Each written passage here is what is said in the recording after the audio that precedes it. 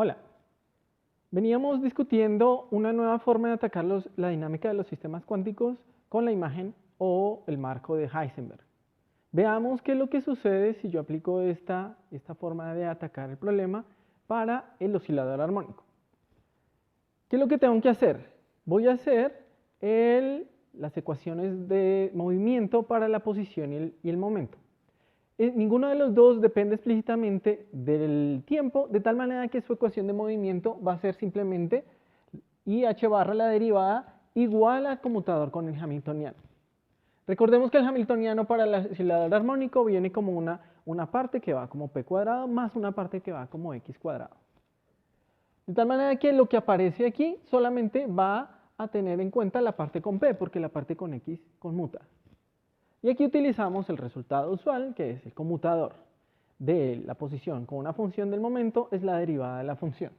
Entonces bajo un 2, cancela el 2 y me queda IH barra por el conmutador canónico veces P en la imagen de Heisenberg. Similar para el momento, entonces voy a hacer el conmutador con el hamiltoniano y solamente va a tener en cuenta la parte que viene con x cuadrado. La parte con p conmuta, entonces no contribuye. ¿Ok? Aquí me está faltando omega y aquí falta un 2. Voy a ponerlo así. De tal manera que este 2 se cancela con este. Listo, ya tengo las dos ecuaciones de movimiento para x y p. Y vemos que tenemos un conjunto de ecuaciones, de ecuaciones diferenciales simultáneas acopladas. Se pueden solucionar, ¿cierto? Yo puedo hacer el típico truco de desacoplar derivando una y reemplazando en la segunda. Sin embargo, va a ser más útil si atacamos el problema desde los operadores creación y destrucción. Voy a calcular las ecuaciones de movimiento para ellos dos. Entonces voy a calcular esto y recuerdo que el hamiltoniano para el oscilador armónico es h barra omega factor del operador número más un medio. De tal manera que este operador número es el único que va a contribuir al conmutador. El 1 medio que viene con la entidad pues no contribuye. Y nosotros ya definimos cuáles son las propiedades algebraicas de los operadores creación con el número. De tal manera que simplemente me regresa al mismo, de Heisenberg. ¿Ok? Entonces tenemos en cuenta que dependen del tiempo. Hago lo mismo con adaga y entonces me aparece aquí un menos.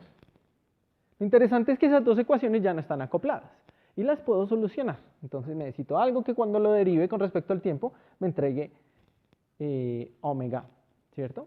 Y lo multiplique por i.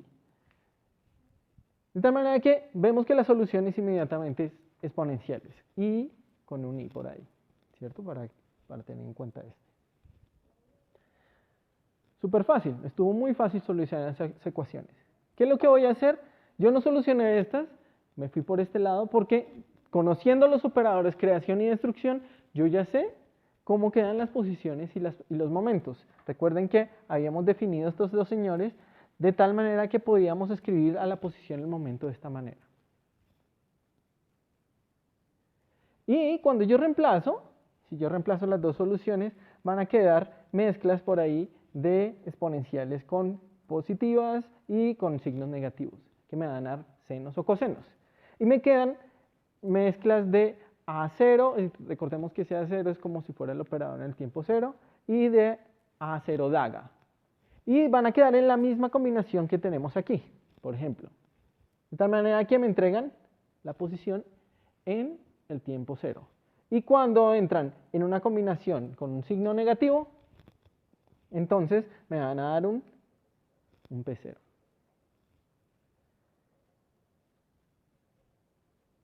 Si yo hago lo mismo con P, entonces tengo una combinación de este tipo.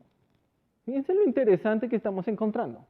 Estamos encontrando que los operadores posición y momento es como si se comportaran idéntico a como se comportan en el espacio de fase clásico, ¿cierto? Que tenemos como elipses en el espacio de fase clásico. Efectivamente, como estamos resolviendo algo que es equivalente a los corchetes de Poisson clásicos, esperamos que esto sea así. Hago el mismo comentario que hice cuando estudiamos la partícula libre. Cuidado, esto no quiere decir que las cosas se estén comportando clásicamente. Simplemente me está diciendo como la evolución de los operadores, que no es precisamente la evolución de su distribución. Sí es, en cambio, la evolución de los valores esperados, porque aquí lo que tengo que hacer es un sándwich por cada lado con el estado inicial, que es independiente del tiempo. ¿Sí? Entonces estamos viendo que a menos que los valores esperados que van a surgir de aquí y acá sean distintos de cero, mientras ellos sean distintos de cero, entonces los valores esperados que voy a tener van a evolucionar de manera clásica. Entonces, por ejemplo, vamos a ver que el valor esperado de posición va a oscilar, ¿ok? Y va a oscilar en desfase con el valor esperado de momento. Mientras uno está en un máximo, el otro está en un mínimo, ¿cierto? Lo usual. Entonces, como un oscilador armónico clásico. A menos que alguno de estos resulte ser cero. Si resulta ser cero, entonces la evolución cambia completamente. Y es fácil imaginar esa situación. Por ejemplo, un estado propio de energía. En un estado propio de energía yo sé que no evoluciona. En particular, veíamos que el valor esperado de la posición es cero. Y es fácil verlo porque tengo una combinación entre haz, creación y destrucción, que cuando yo los aplico en los operadores, en los estados propios de energía, o bien lo suben o lo bajan, pero ya cuando se encuentra con el amigo al frente, ya no es el mismo n y me va a dar cero. Entonces, con estos estados propios de energía, inmediatamente tengo que esto va a dar cero, y en todo tiempo los valores esperados de momento y de posición van a ser nulos.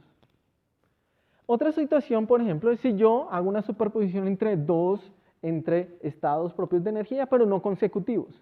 Acabo de decir que cuando alguno de estos se llegue a aplicar, va a subir o bajar el n y no va a encontrar a su par al otro lado, que va a ser ortogonal. Entonces, lo mismo va a suceder si no son consecutivos. Entonces, por ejemplo, este lo sube, tengo un 1, que cuando vaya a buscar a su 1 al otro lado va a encontrar solamente ceros y 2, me va a dar 0.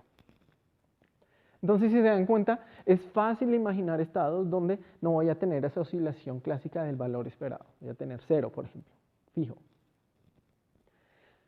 Sin embargo, ya habíamos estudiado situaciones donde tengo combinaciones, superposiciones de n's consecutivos. Habíamos hablado de los estados coherentes. Los estados coherentes son una combinación de todos los estados propios de energía. Habíamos dicho que ellos no se dispersan, que en el potencial del oscilador armónico se mantienen con un mínimo de incertidumbre. Y entonces ellos lo que van a hacer es precisamente moverse como una partícula, y hablábamos de los estados semiclásicos allí. Entonces su valor esperado en posición va a oscilar.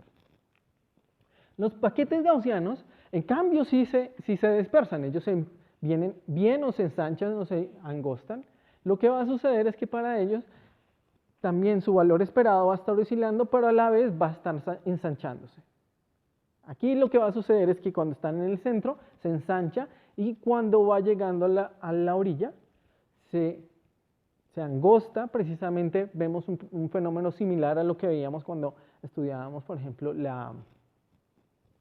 el fenómeno del paso por la barrera de potencial, donde veíamos que se pronunciaba mucho la probabilidad cerca de la pared, ¿cierto? Entonces, cerca de la pared se angosta y se alarga para mantener la probabilidad 1, 100%, y otra vez se ensancha en el centro y en el otro extremo se va a angostar. Bien, entonces vemos cómo el marco de Heisenberg precisamente me está permitiendo obtener información que de otra manera hubiera sido un poco más engorrosa con el marco de Schrödinger. Vemos cosas que nos hacen sentir más cómodos, nuevamente parece mucho más clásico y nos pone a pensar un poco sobre qué es lo que está sucediendo ahí. Entonces, lo que quisiera discutir es el trasfondo de esto, que es lo que se conoce como el teorema de Ehrenfest. Y eso lo haremos en la próxima oportunidad. Entonces, nos seguimos viendo. Hasta luego.